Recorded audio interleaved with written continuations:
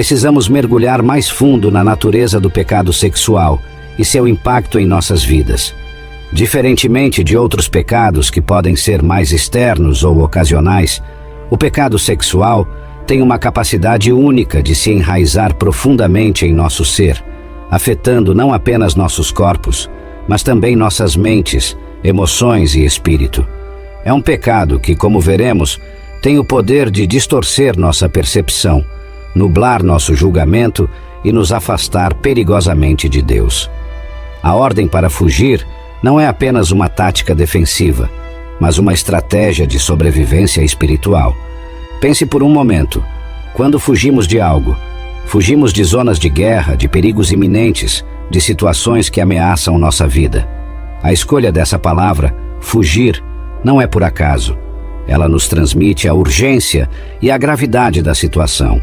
O pecado sexual não é algo para brincar, não é algo para testar nossos limites. É algo do qual devemos nos afastar o mais rápido possível. Esta linguagem evoca imagens de perigo extremo e ameaça iminente. Quando ouvimos a palavra fugir, nossa mente imediatamente pensa em situações de vida ou morte. E é exatamente assim que devemos ver o pecado sexual, como uma ameaça à nossa vida espiritual. Assim como fugiríamos de um prédio em chamas ou de um animal selvagem, devemos fugir da tentação sexual com a mesma urgência e determinação. Não há tempo para considerar, não há espaço para racionalizar. A ordem é clara: fuja. Esta abordagem radical pode parecer exagerada para alguns, especialmente em uma cultura que muitas vezes banaliza e até glorifica o comportamento sexual e moral. Mas a sabedoria de Deus transcende as normas culturais e as tendências passageiras. Ele vê o quadro completo, compreende as ramificações de longo prazo de nossas escolhas e sabe exatamente o que está em jogo quando nos envolvemos com o pecado sexual. Mas por que o pecado sexual é tão perigoso? Por que merece esse tratamento especial? A resposta está na natureza única desse pecado. Paulo continua dizendo: todos os outros pecados que alguém comete, fora do corpo os comete. Mas quem peca sexualmente, peca contra o seu próprio corpo. Há algo profundamente íntimo e pessoal no pecado sexual que o torna particularmente devastador. Diferentemente de outros pecados que podem ser mais externos em sua natureza, o pecado sexual envolve nosso ser físico de uma maneira única e profunda.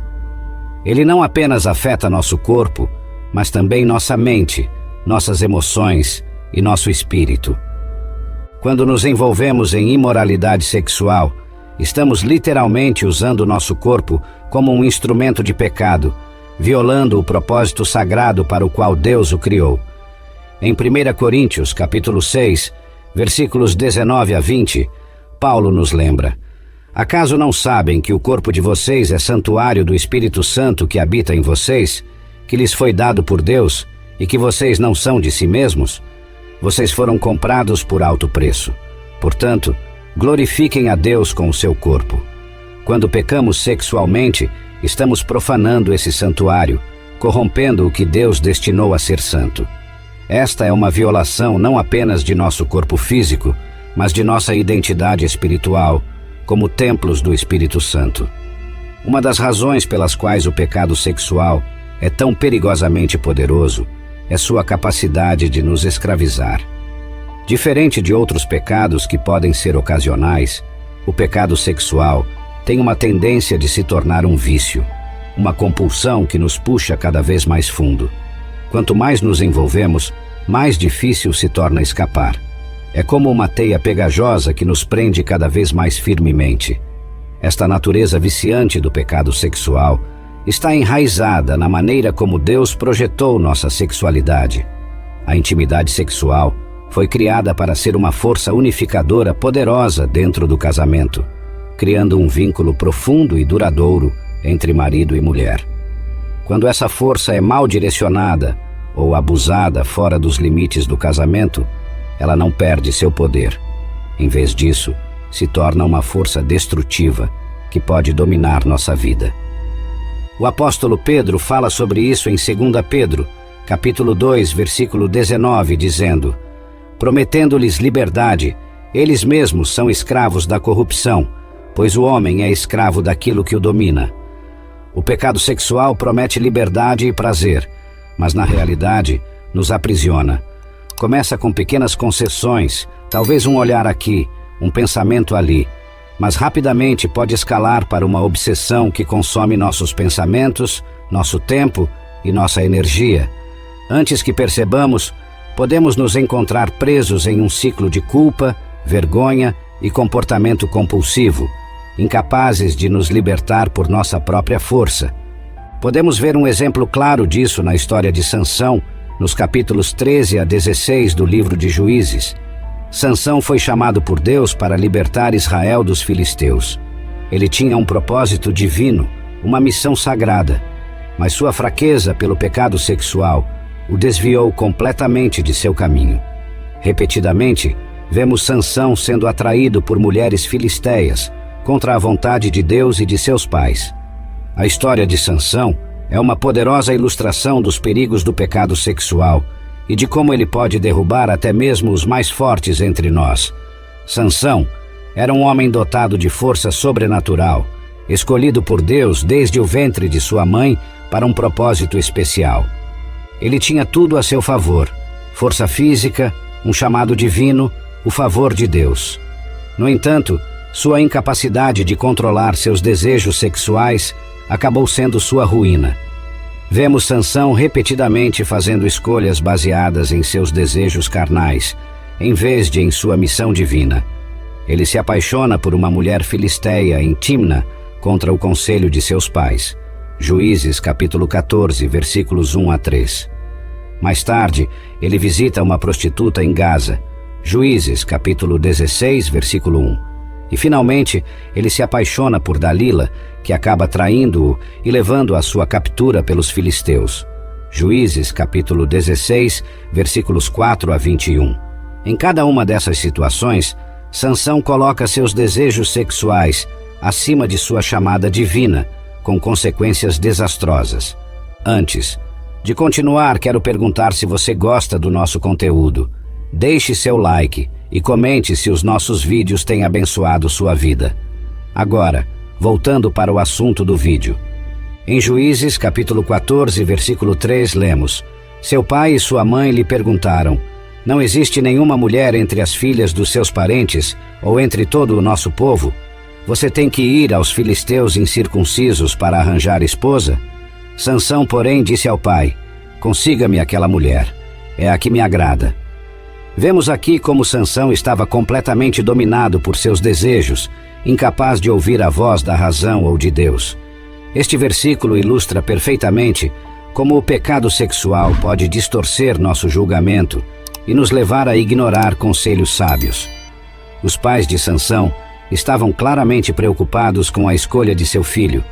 Eles entendiam os perigos de se casar fora do povo de Deus, especialmente com alguém dos filisteus, que eram inimigos de Israel. Sua preocupação não era apenas cultural ou tribal, mas espiritual. Eles sabiam que tal união poderia levar Sansão a se afastar de Deus e de seu chamado. No entanto, Sansão estava cego por seus desejos. A frase, é a que me agrada, revela a superficialidade de sua atração. Ele não estava considerando a vontade de Deus, o conselho de seus pais, ou as implicações de longo prazo de sua decisão. Tudo o que importava era sua atração física imediata. Esta é uma característica comum do pecado sexual. Ele nos faz priorizar o prazer momentâneo sobre a sabedoria de longo prazo, ignorando as consequências potencialmente devastadoras de nossas ações.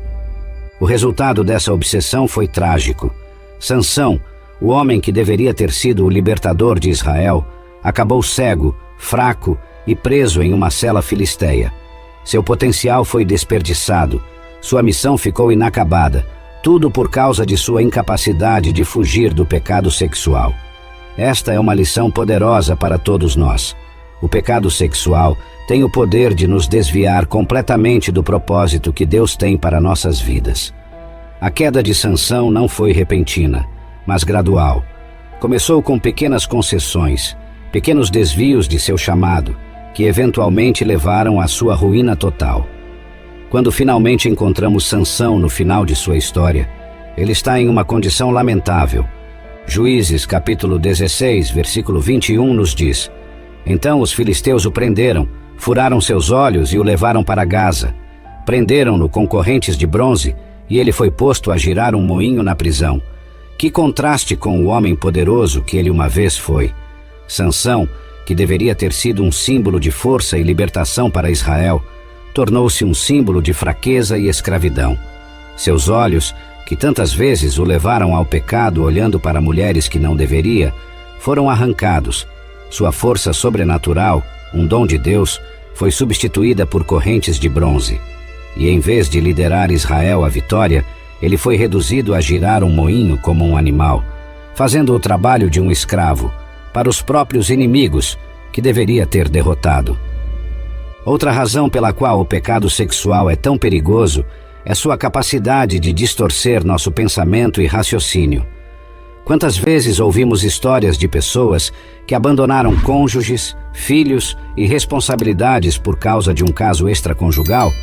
Quantos líderes, pastores e pessoas influentes caíram em desgraça por causa de escândalos sexuais?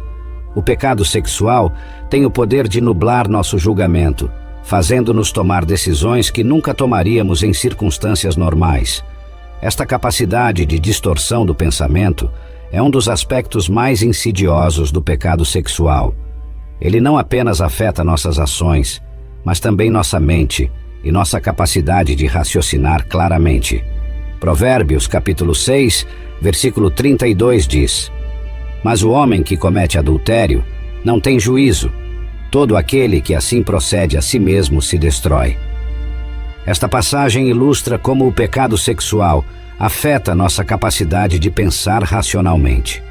Pessoas que normalmente são sensatas e responsáveis podem se encontrar fazendo escolhas completamente irracionais quando estão sob a influência do desejo sexual ilícito.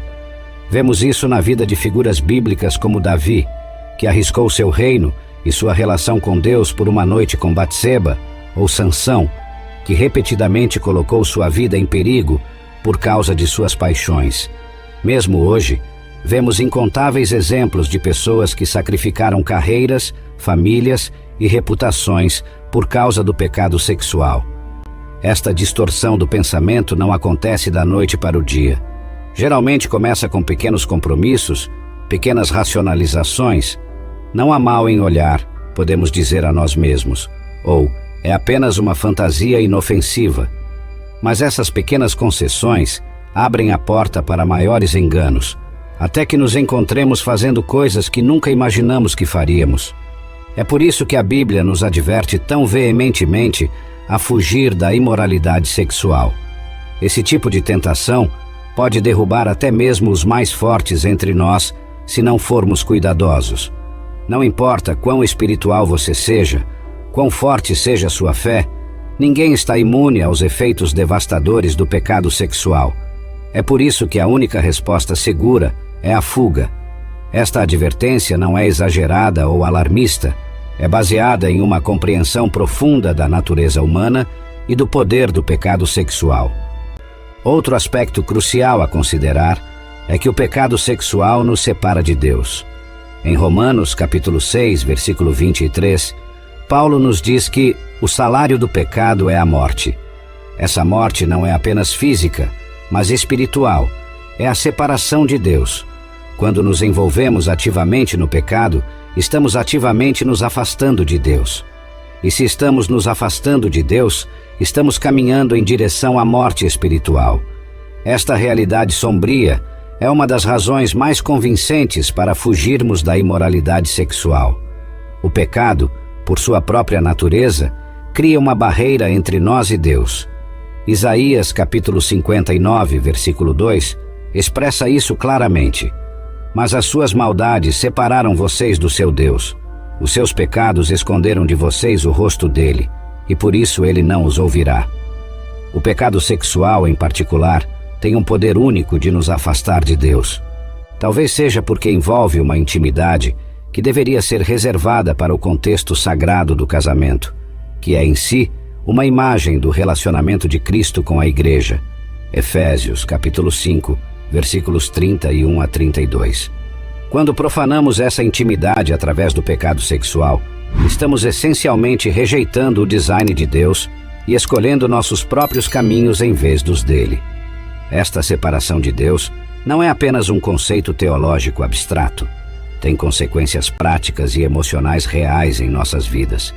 Pode se manifestar como um sentimento de distância de Deus, uma incapacidade de ouvir sua voz ou sentir sua presença. Pode nos levar a evitar a oração ou a leitura da Bíblia por causa da culpa e da vergonha. Com o tempo, pode até nos levar a duvidar do amor de Deus por nós ou da realidade de nossa salvação. É um estado espiritual perigoso e doloroso. E é exatamente por isso que Deus, em seu amor, nos adverte tão veementemente contra o pecado sexual. Pense nisso. Vale a pena trocar alguns momentos de prazer por uma eternidade de dor? Vale a pena sacrificar seu relacionamento eterno com Deus por alguns relacionamentos casuais? A resposta óbvia é não. Não há estado mais elevado, mais satisfatório ou mais pleno do que estar na presença de Deus. Por que trocaríamos isso por algo tão efêmero e ultimamente insatisfatório? Esta é uma pergunta que todos nós precisamos fazer a nós mesmos quando enfrentamos a tentação sexual. É fácil ser míope em momentos de tentação, focando apenas no prazer imediato e ignorando as consequências de longo prazo. Mas a Bíblia nos chama a ter uma perspectiva eterna. Em 2 Coríntios, capítulo 4, versículo 18, Paulo nos exorta: assim fixamos os olhos, não naquilo que se vê, mas no que não se vê, pois o que se vê é transitório, mas o que não se vê é eterno. O pecado sexual oferece prazer momentâneo, mas é transitório. Por outro lado, nossa relação com Deus é eterna. Quando colocamos as coisas nessa perspectiva, a escolha se torna clara. Hebreus capítulo 11, versículo 25, fala de Moisés, que escolheu ser maltratado com o povo de Deus, a desfrutar os prazeres do pecado durante algum tempo. Moisés entendeu que os prazeres do pecado são temporários, mas as recompensas da obediência a Deus são eternas. Da mesma forma, precisamos cultivar essa perspectiva eterna em nossa luta contra o pecado sexual. Precisamos continuamente nos lembrar do incomparável valor de nossa relação com Deus e da alegria duradoura que vem de viver em obediência a Ele. Como Davi declarou no Salmo 16, versículo 11, tu me farás conhecer a vereda da vida, a alegria plena da tua presença, eterno prazer à tua direita. Esta é a verdade que precisamos gravar em nossos corações. Nós, os que morremos para o pecado, como podemos continuar vivendo nele? Trabalhar em nossa salvação no contexto da pureza sexual significa fazer escolhas deliberadas e muitas vezes difíceis. Pode significar cortar relacionamentos que nos levam à tentação, instalar software de responsabilidade em nossos dispositivos, buscar aconselhamento ou terapia para lidar com vícios sexuais, ou ser vulnerável com irmãos e irmãs de confiança sobre nossas lutas. É um processo contínuo de submeter nossa sexualidade a Deus, confiando que seus caminhos são melhores que os nossos. Há o caminho largo, que muitos escolhem, o caminho do mundo onde você sempre tem sua própria vontade. E há o caminho estreito, onde poucos escolhem viajar, o caminho onde você segue a Jesus Cristo, carregando sua cruz e renunciando aos prazeres deste mundo. Esta metáfora dos dois caminhos, apresentada por Jesus em Mateus, capítulo 7, versículos 13 a 14, é particularmente relevante quando se trata de sexualidade. O caminho largo, no contexto da sexualidade, é o caminho da indulgência, da gratificação imediata, da busca pelo prazer sem restrições. É o caminho que nossa cultura promove incessantemente, que diz: se sentir bem, faça. É o caminho que nos diz que somos donos de nossos corpos e podemos fazer com eles o que quisermos. Este caminho pode parecer atraente à primeira vista. Promete liberdade, prazer e realização. Mas como Jesus adverte, este caminho leva à destruição. Vemos evidências disso em toda parte. relacionamentos quebrados, famílias destruídas, vidas arruinadas por vícios sexuais, a propagação de doenças sexualmente transmissíveis, o trauma emocional e espiritual causado pela promiscuidade. O caminho estreito, por outro lado, é o caminho da obediência a Deus, da disciplina, do autocontrole. É o caminho que reconhece que nossos corpos não são nossos para fazer o que quisermos, mas são templos do Espírito Santo. 1 Coríntios capítulo 6, versículos 19 a 20. É o caminho que reserva a intimidade sexual para o contexto do casamento, como Deus projetou. Este caminho pode parecer restritivo ou até mesmo impossível em nossa cultura sexualmente saturada. Pode exigir sacrifício e abnegação, mas é o caminho que leva à vida, a vida abundante que Jesus promete em João, capítulo 10, versículo 10. É o caminho que nos leva a experimentar a sexualidade como Deus a projetou, como uma expressão bela e sagrada de amor e intimidade dentro dos limites protetores do casamento. Deus te abençoe por assistir e até a próxima.